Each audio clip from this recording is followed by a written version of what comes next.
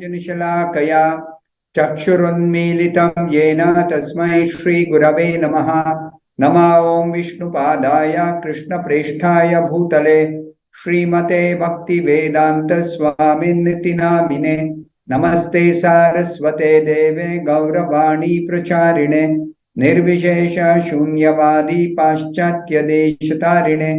जय श्री कृष्ण चैतन्य प्रभु नित्यानंद श्री अद्वैत गदाधर श्रीवासादि गौर भक्त वृंदा।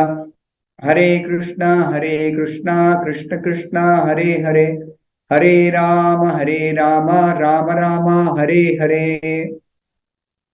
Welcome to all the devotees for this exclusive question answer session. Kindly post your questions on live chat and I'll try to answer as many as possible in the next 1 hour. I don't have any questions at the moment.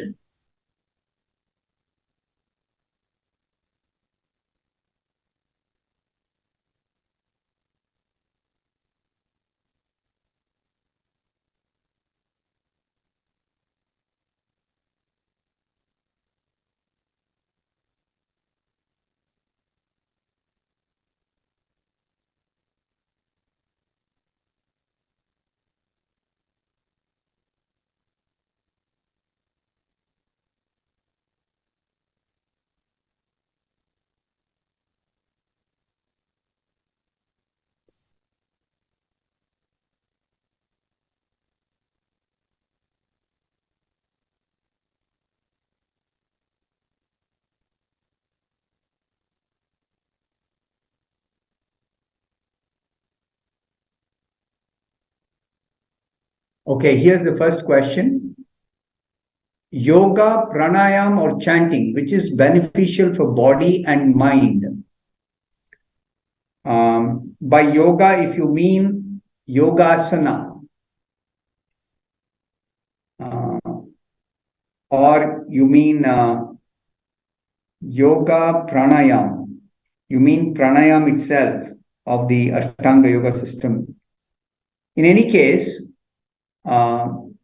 there is benefit by performing yogasana, by performing pranayama, and in chanting Hare Krishna mantra.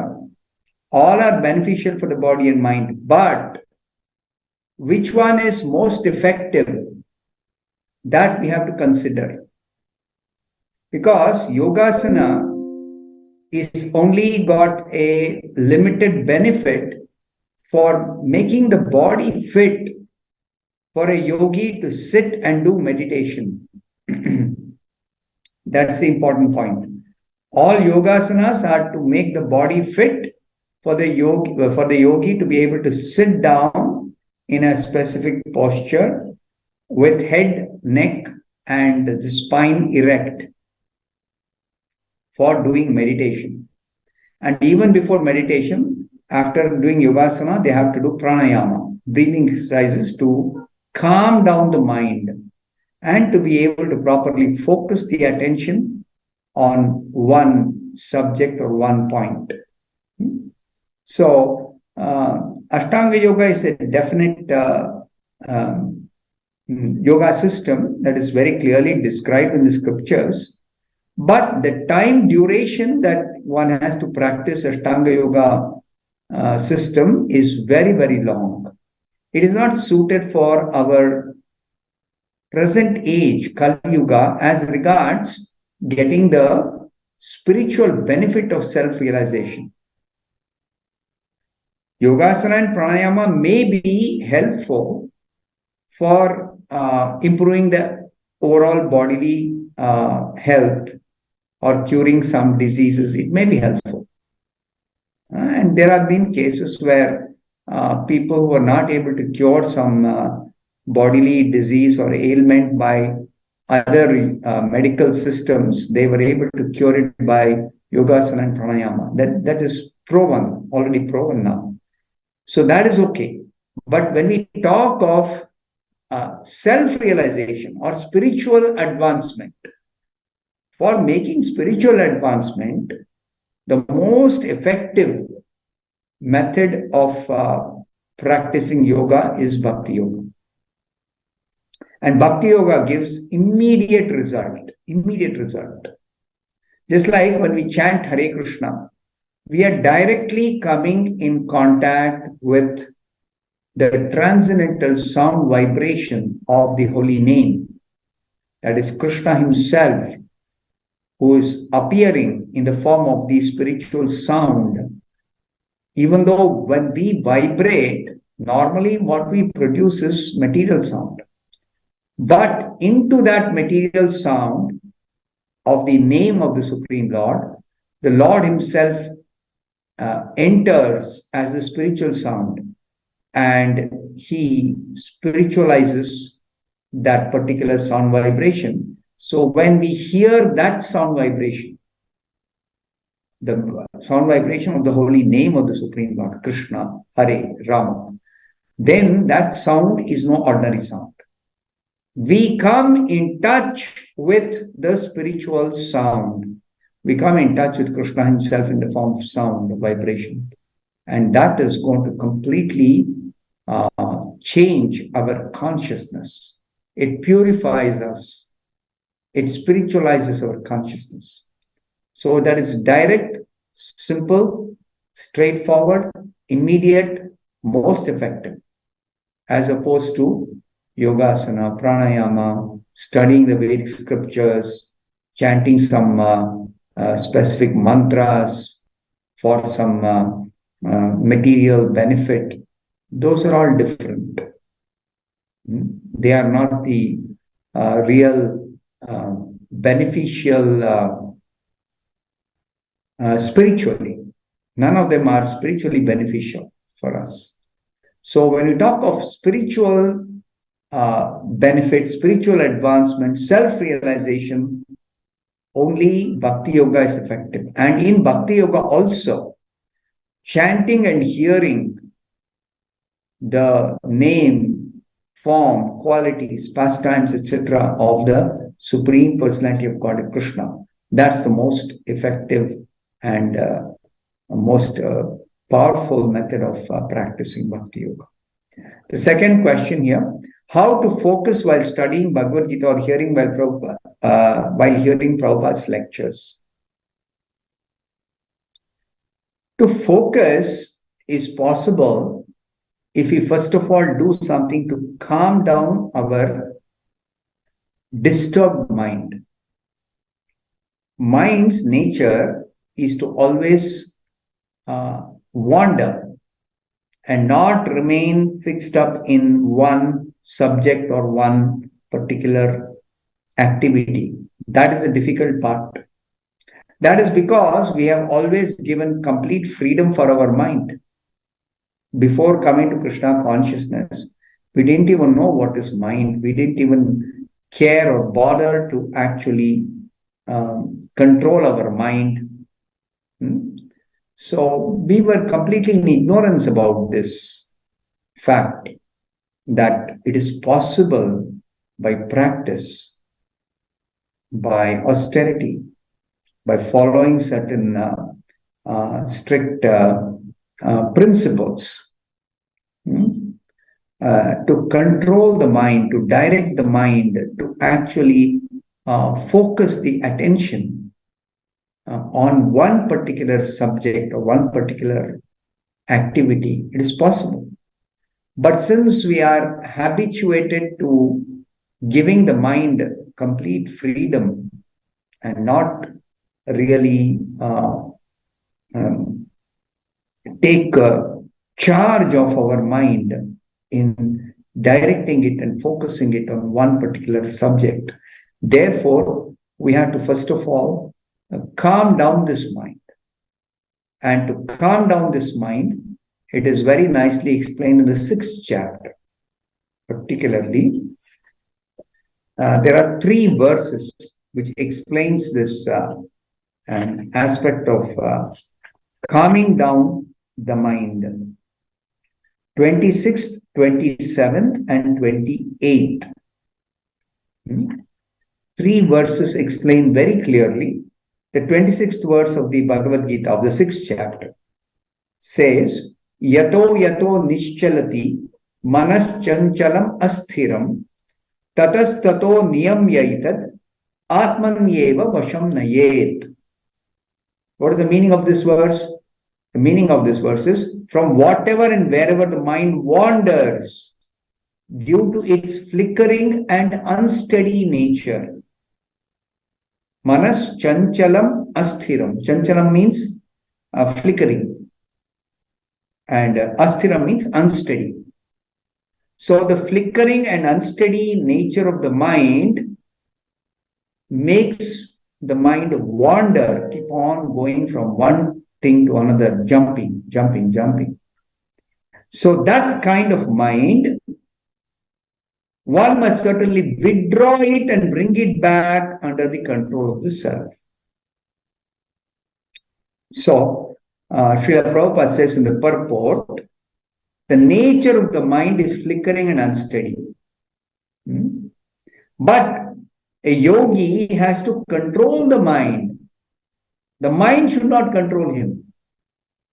Generally, most people, they are controlled by the mind.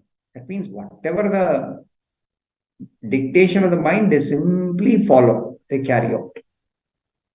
Just like people say, I don't like to do this, or I'm not in the mood to do something particular, some particular activity. This liking to do something or not liking to do something else, or not in the proper mood.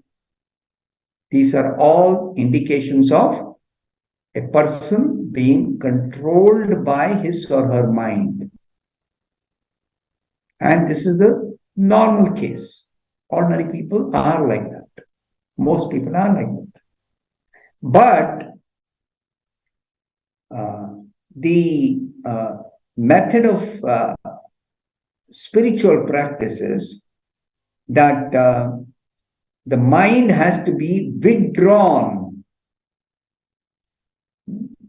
It's like the mind is going towards so many different sense objects, or so many different topics, or so many different thoughts, or so many different ideas. No, one thing. Just like now I'm speaking while replying to a particular question. Now I am directing my mind towards this particular question and its answer, what is said in the Gita.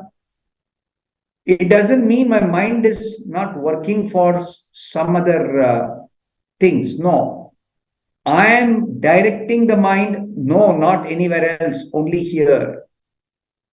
So I am kind of cutting off my mind from other subjects, other topics, other happenings, other thoughts, other sense objects.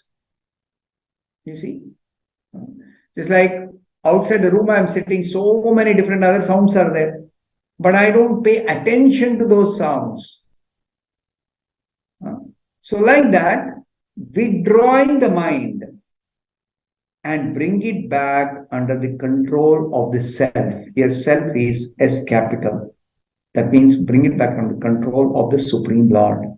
It means follow Krishna's instructions. Follow the directions given by the spiritual master to actually direct the mind to one particular activity. So while you're studying Bhagavad-gita, your mind should be on this subject matter of the Bhagavad-gita that you're reading or you're studying. Or even hearing Prabhupada's lecture. Your mind should be directed towards the lecture and nothing else. So you have to practice this. And before you actually do any such activity as studying Gita or hearing Prabhupada's lecture, you should chant Hare Krishna very nicely. Chant means not only chant and hear and count properly and do your japa very nicely. That doing japa very nicely prepares your mind for doing the specific activity of studying Bhagavad-gita or hearing Prabhupada's lecture. You prepare your mind. So that is very much required. Unless you do that, you're not going to be able to somehow, control the mind. That doesn't work. You have to specifically take up a particular action. A definite action is required. So you chant Hare Krishna Japa before you begin studying Bhagavad-gita or before you hear Prabhupada's lectures. And after that, withdraw the mind from everything else, all other things happening around you, or even the thoughts that arise in your mind while actively the mind is engaged in thinking. So you have to withdraw the mind from all those things and direct it towards the activity you desire to do, a specific activity.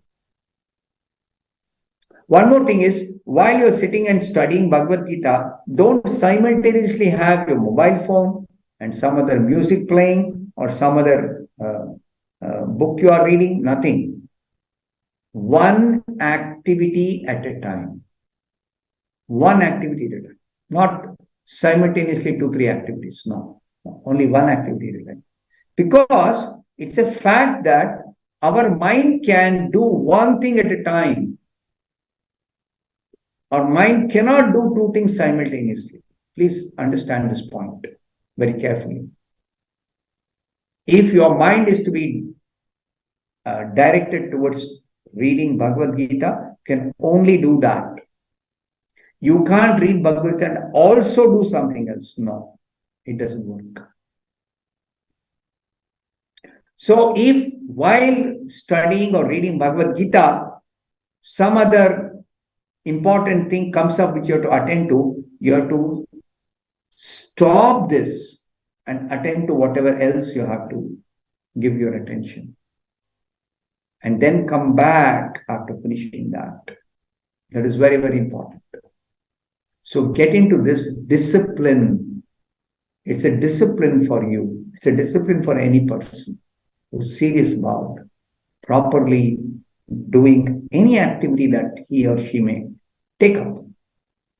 Whether it is studying Bhagavad Gita, or it is cooking, or it is cleaning, any of the activities, you do completely focused way, one activity at a time. And then you see how you'll become, your mind will become very calm. Your mind will be directed very nicely. You'll be able to direct your mind properly. Next question. What is the criteria of success in the life of a devotee? Good question. A devotee's criteria of success is how nicely the devotee is able to engage all the senses, the mind, the resources, everything in devotional service. Everything in Krishna's service, devotional service. That is the success in the life of a devotee. Because if those things are not engaged in devotional service, then default is they are engaged in service of the illusory energy. They simply engage in sense gratification. That's all. Which is the very cause of all our problems, the cause of our bondage, material bondage, the very cause of miseries, the very cause of all the material existence. So that you have to cut off by engaging your senses, your mind, your intelligence, your resources, everything in Krishna's service. Then Maya cannot touch you. Illusory energy cannot affect you. Next question. How did the soul come into the material world? See, please understand, soul is spiritual. You or I or any person is spiritual being. So the spiritual being has nothing to do with matter, material world, material objects, material enjoyment, nothing to do. But if we desire independent enjoyment, not enjoying in association with Krishna, but independent enjoyment. Then Krishna makes the arrangement that we become trapped encased in a material body. We become enclosed in a material body. And the material body, material mind, material intelligence, material arrangements, everything is for the soul to experience some material enjoyment or material activities, etc. Otherwise, soul, spiritual by nature, you or I, we have nothing to do with matter or material world or material desires or material arrangements. We have nothing to do with that. Because we're completely spiritual being. So, soul coming into the material world is not the right thing to ask. It is how the soul becomes engaged materially while the soul is supposed to be always engaged. Soul means you or I, all of us in this world now. How did we become engaged in material activities, material existence? How did we become engaged? It is only because of our desire for independent enjoyment, independent of Krishna. But that's not our position.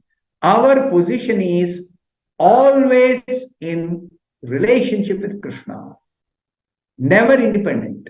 We are no independent existence. We cannot exist independently. So therefore, if you want to get free from this material entanglement, then you have to give up this business of independent enjoyment. Whatever you do, whatever you think, whatever you want to accomplish, everything should be in relationship with Krishna.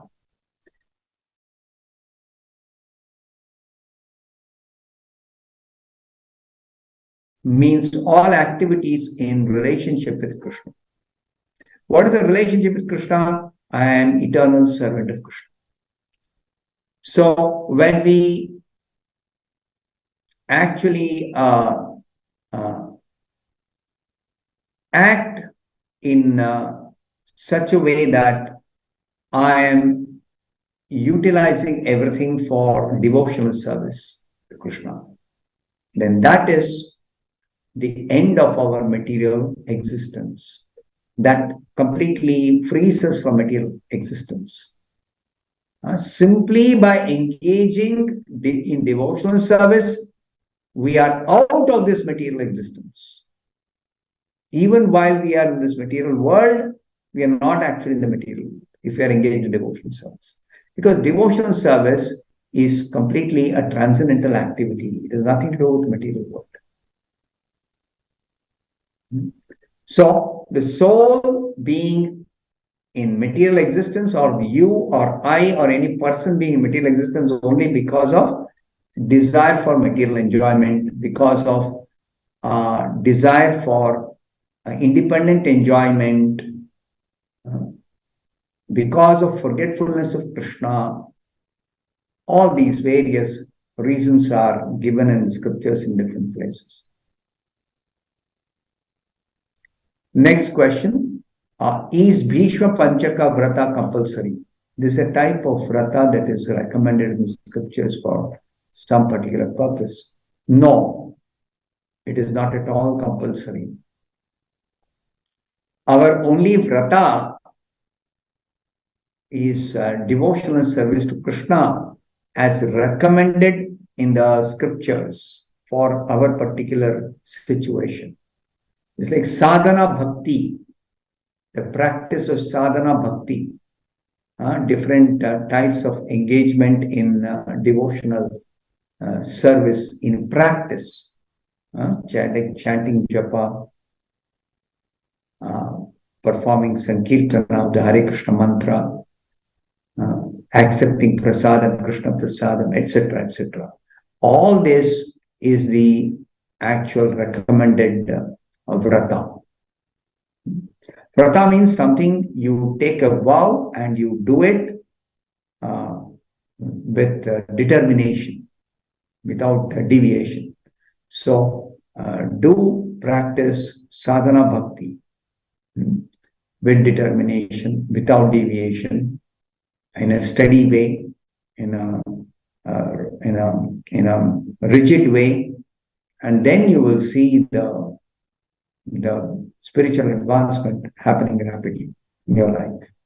So this Bhishma Panchaka and so many other vratas that are there in the scriptures, they're not meant for serious devotees. They are meant for somebody who's interested either in some material benefit or interested in some pious activities which are meant to elevate one to higher planets in the material world, or some kind of mystic powers, yoga siddhi, etc.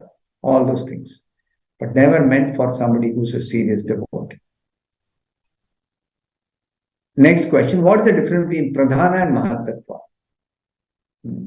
That is explained in the Bhagavatam 3rd canto, that Pradhana is the material energy in the inert state. Inert means not active. When everything in this entire creation is destroyed at the end of Brahma's night and end of Brahma's day, when the night begins, everything is destroyed.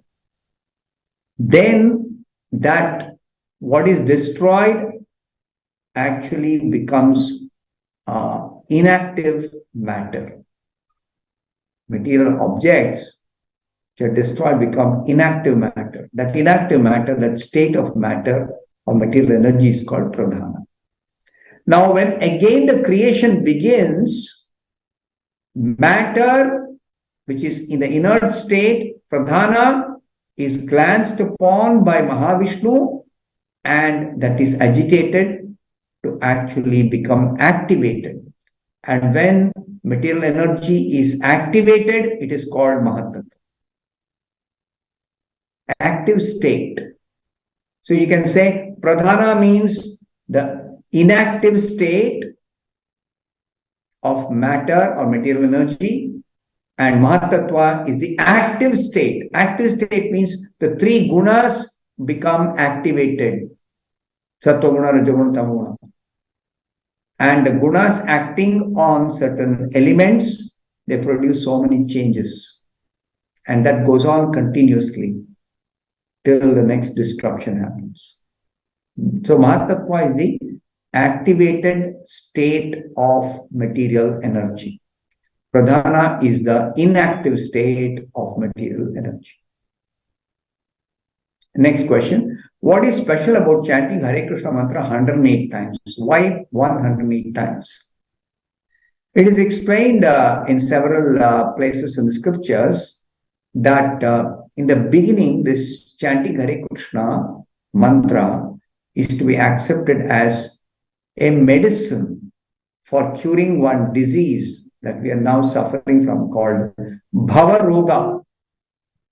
Bhava-roga means the disease of accepting this material body, desiring material enjoyment, wanting to be in material existence. This is called Bhava-roga. So this disease of materialism or materialistic existence has to be cured by purification. So we have to chant Hare Krishna mantra and accept it as a medicine. In the Bhagavatam, the 10th canto, 1st chapter, 4th verse, it is said, Nivritta tarshair upagiyamana bhavonshadhat protra manobhiramat. One becomes free from all material contamination simply by accepting this chanting of Hare Krishna mantra as a medicine. It's called Bhavaushadhi.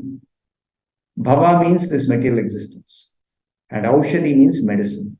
So this is the medicine. Chanting Hare Krishna mantra is the medicine for this curing the disease of materialistic existence.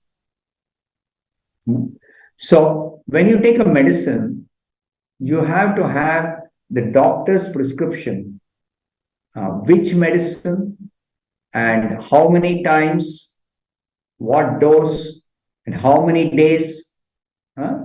It's not that doctor will tell simply take medicine and you say, okay, I'll take medicine. No, how much? So like that, in chanting Hare Krishna mantra, we are instructed by the spiritual master, you should do minimum of 108 times every day. Every day, minimum of 100 times. Because, why minimum? Because then only you will see some effect of chanting Hare Krishna.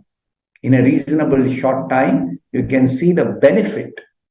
You can experience the relief from material existence. If you chant 108 times every day for, say, 1 month. And this chanting Hare Krishna will not remain like some activity that you do forcing yourself. It will become relishable. In the beginning, just like somebody takes sugar candy as a medicine for curing the jaundice disease. Somebody is having jaundice. Then sugar candy tastes very bitter for a person afflicted by jaundice. This example is given by one of the acharyas, Srila Rupa Goswami, in Upadeshamrita. He says there, Krishna Nama, chanting Krishna's holy name, is very, very sweet. But for a person afflicted by this disease called Bhavaroga, the chanting of the holy name of Krishna may not be relishable. So it is just like sugar candy for a jaundice afflicted patient tastes very bitter. But sugar candy is not bitter. It is tasting bitter because of the diseased condition of the person who is tasting it bitter. So the same sugar candy, when the person accepts or takes it like a medicine, even though it is bitter, take it. Don't refuse it. And gradually, when the disease is cured by taking this sugar candy as a medicine, then when the jaundice disease is cured, the same sugar candy will taste very sweet. Similarly, chanting Hare Krishna may not be very relishable or very pleasing in the beginning, but if you accept it as a medicine, that means you have to do it whether you like it or don't like it. You have to do it properly according to the recommended process. You have to attentively chant, hear, count. Count means minimum 108. So at least 108 times you have to count and do. So you require a counting device. That is what is called Japamala. So Japamala, you count 108 times and say this Hare Krishna mantra and also hear it attentively. Then very quickly your heart will get cleansed of material contamination. Cheto darpana marja. Your consciousness or your heart, your inside will become purified of material contamination. So this 108 times is specific number of times we should do. And if you want to accelerate your progress, then you chant not just 108 times every day, but you chant more than 108. You chant 2 rounds of 108 times this Hare Krishna mantra, 2 malas, 3 malas, 4 malas, as serious devotees practicing Krishna consciousness, one should chant 16 malas every day minimum. It's always the minimum in all cases. Chanting Hare Krishna, there is a recommendation of a minimum. There is no upper limit. There is no maximum number of times. Maximum is as much as you can chant. But minimum is 108 times every day. So then there will be definite improvement in our spiritual practice. It will improve. We'll start relishing it. We'll start liking it. We will start seeing some definite changes in our consciousness. Freedom from some anxieties. We can experience all this by constantly or regularly chanting Hare Krishna. At least 108 times every day. Next question. How do I keep in constant remembrance of Krishna? So Chaitanya Mahaprabhu recommends, if you want to constantly remember Krishna, you practice constantly chanting Hare Krishna. That is the way to constantly remember Krishna. Constantly chant Hare Krishna. This requires practice. It is not possible in the beginning that one will be able to constantly chant Hare Krishna. So you practice. Begin with 108 times a day, but go on increasing. And as you increase more and more and more and more, you'll be able to actually nicely chant regularly. And that chanting will lead to remembrance of Krishna, thinking of Krishna. Thinking of Krishna means thinking of Krishna's name, form, pastimes, qualities, his glories, etc. Subject matter of Krishna should be prominent in our heart. Next question. What is the difference between Pradhana and Mahat-tattva? I have already answered this. Okay, it is repeated. Next question. It is said that if one consumes 1 grain of Krishna Prasadam, human life is guaranteed in which life? Does that mean devotional life is also guaranteed?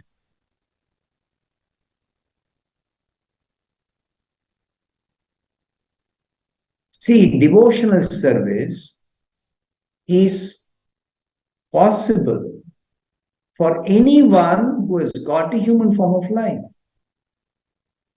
This human form of life is specially meant for engaging in devotional service, as opposed to so many other life forms, animals, birds, bees, and insects and worms and reptiles and plants and aquatics, so many varieties.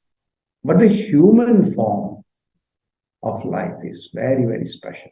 What is the special thing about human form of life?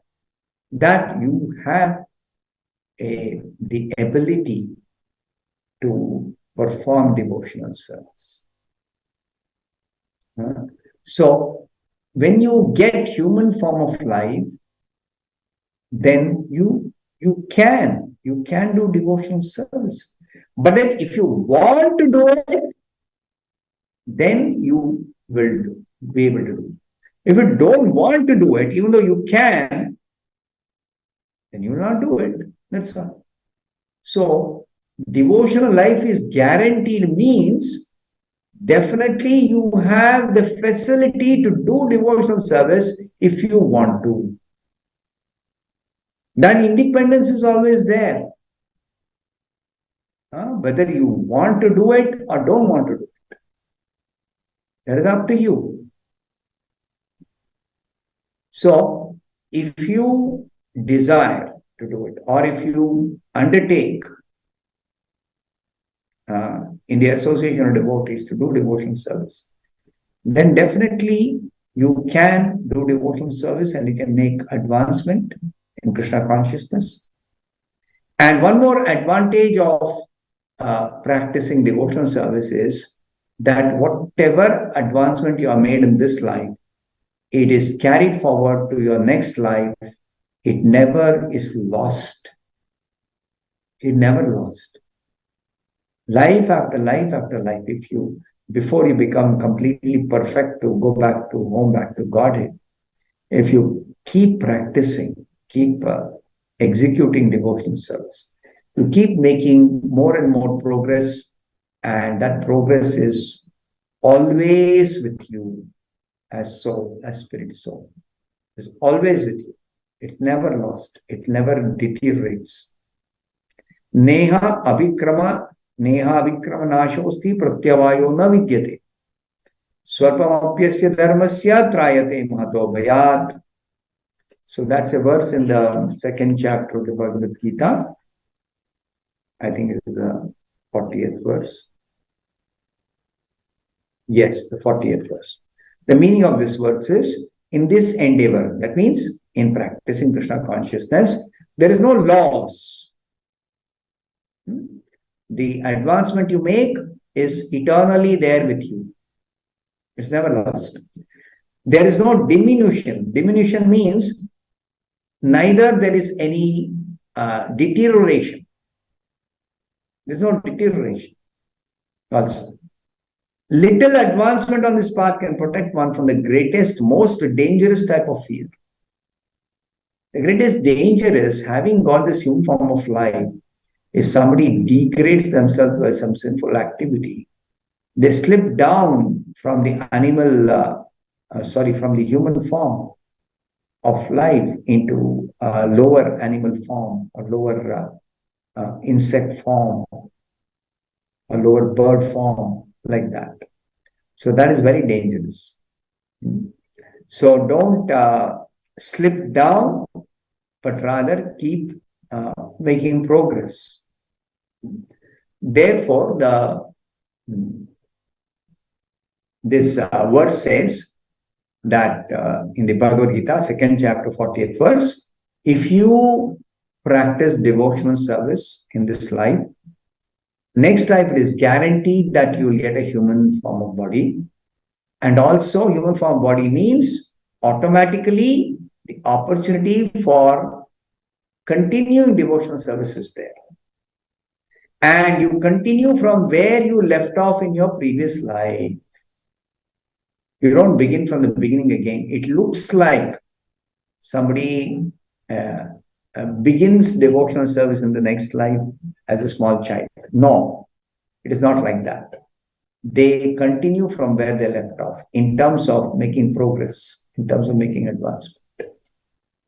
The activity may be the same, chanting Hare Krishna, but the result of chanting Hare Krishna as we keep progressing is that we keep making more and more progress from where we are to a higher level, higher level, higher level, higher level, like that.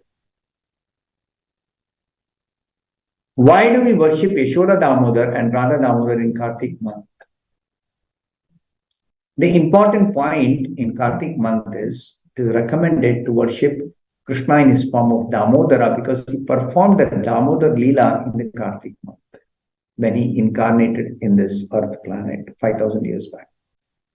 So it is recommended in the Padma Purana that worshipping Krishna in his form of Damodara and particularly worshipping him by offering him a lamb and by singing the Damodar Ashtaka prayer, then we get immense amount of spiritual benefit and we can make rapid progress in our Krishna consciousness.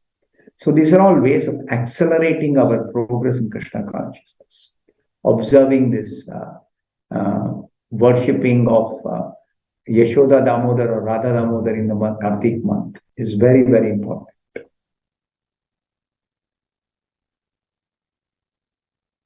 Next question. A person following the instructions of a spiritual master is considered his disciple. So is it still necessary to get formally initiated by a spiritual master? Now, what is the reason why there should be a formal initiation? Because Prabhupada established that system. What happens when somebody formally accepts this initiation by participating in what we call as a ceremony? The important part of the ceremony is that one takes a vow to chant every day 16 rounds of Hare Krishna mantra japa. And one takes a vow to follow the 4 regulative principles rest of the life. So taking a vow means you will very seriously follow those practices, even if there are some obstacles, even if there are some difficulties, even if you are otherwise busy with so many other material duties, etc., etc., still you will make time and follow these principles. Chanting every day 16 rounds of Hare Krishna mantra and abstaining from sinful activities, particularly the 4 kinds of sinful activities. So that regular practice, serious practice, constant practice is very much possible by taking these vows at the time of formal initiation. Otherwise, if one is very serious and one accepts from the core of the heart, I want to follow Prabhupada's instructions and I seek the blessings of Prabhupada, and every day I do chant Hare Krishna 16 malas. Every day I take prasadam only, I don't eat bhoga, etc., etc., then your progress is guaranteed. But it's not true that anybody and everybody who has somehow started chanting Hare Krishna, if they don't continue to chant, if they don't continue to do devotional service, then they stagnate in the devotional path. They stagnate. They don't make further progress. Stagnation means one may become even degraded. Stagnation means bad association. Stagnation means one becomes bewildered. So therefore, we have to be careful. Don't stagnate, don't get deviated, don't get bewildered, don't become victimized by bad association. So like that, we have to protect ourselves so we don't degrade. So this formal initiation is primarily for becoming very serious, is primarily for learning to associate with devotees, in whose association we can actually nicely practice Krishna consciousness. Our enthusiasm can be maintained, can be sustained in association of devotees who are like-minded, who are also practicing very nicely. So therefore it is necessary. This formal initiation is necessary. Next question. I started chanting 4 malas per day. Will chanting help me realize Krishna as the Supreme Personality of Godhead? Yes. The chanting is the most effective way of realizing all the spiritual truths about Krishna and about everything connected with Krishna, everything about bhakti. So definitely regular chanting, a fixed number of times with attention, setting aside all other activities, exclusively doing this activity of chanting Hare Krishna japa, definitely will help you to make rapid advancement, and very quickly you will be able to actually realize Krishna as Supreme Lord. You'll be able to feel the presence of Krishna even before you can develop your spiritual vision to see the spiritual form of Krishna. Before that, you can perceive the presence.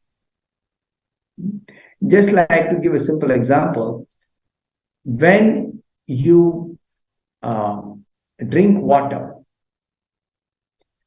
you drink water which generally has got a sweet taste.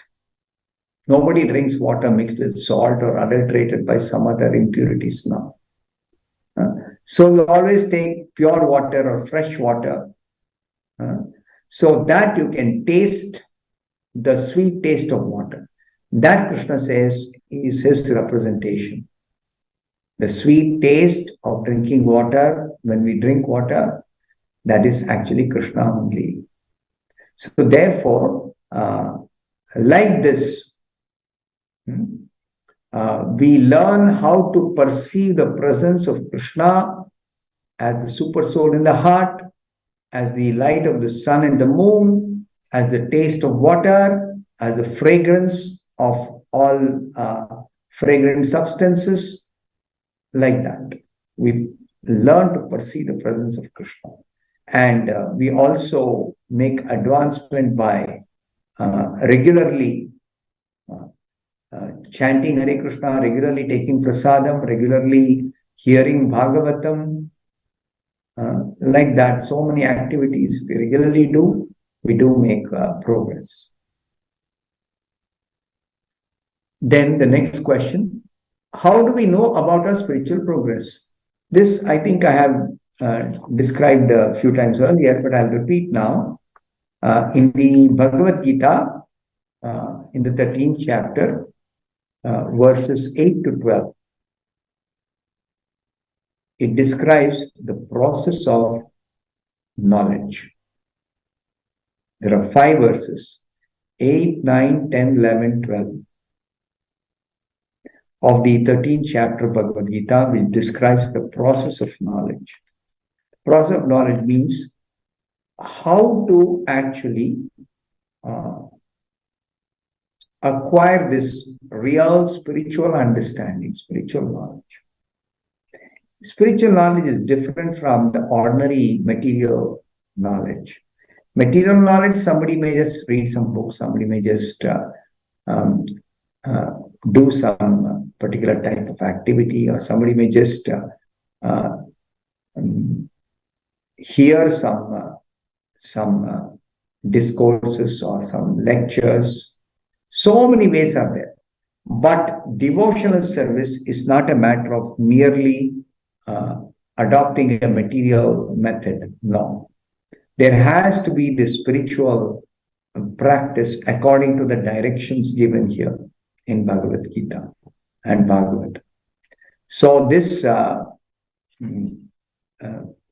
verses which are given together, in the purport, Srila Prabhupada says, as for actual advancement in spiritual science, one should have a test to see how far he is progressing.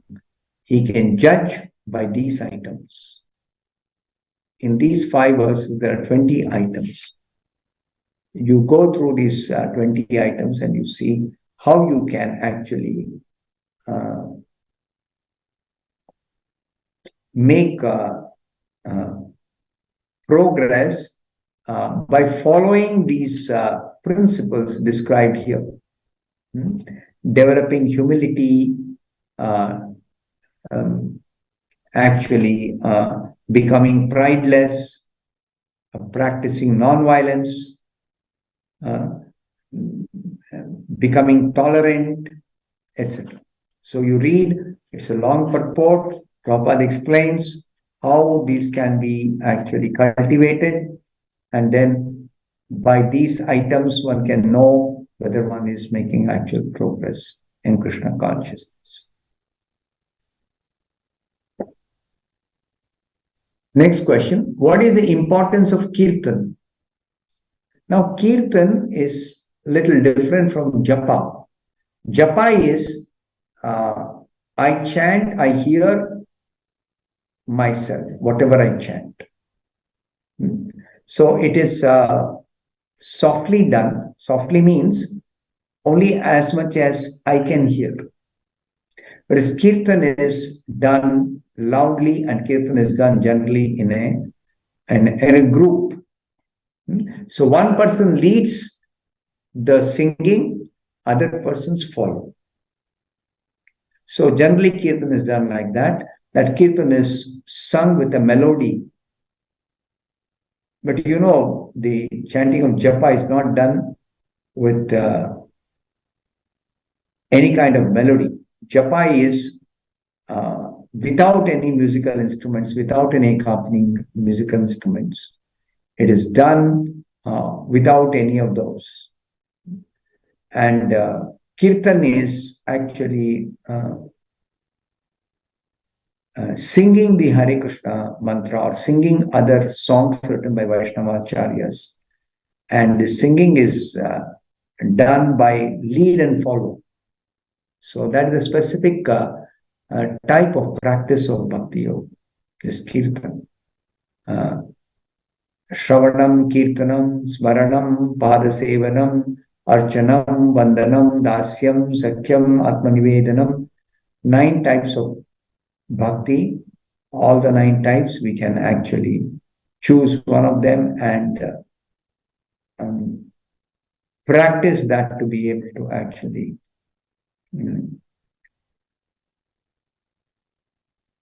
understand the importance of kirtan. Next question. Were all the incidents planned by the Lord to pass down a message?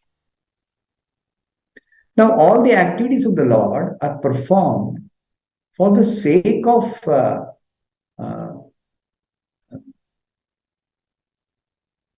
our advancement in Krishna consciousness.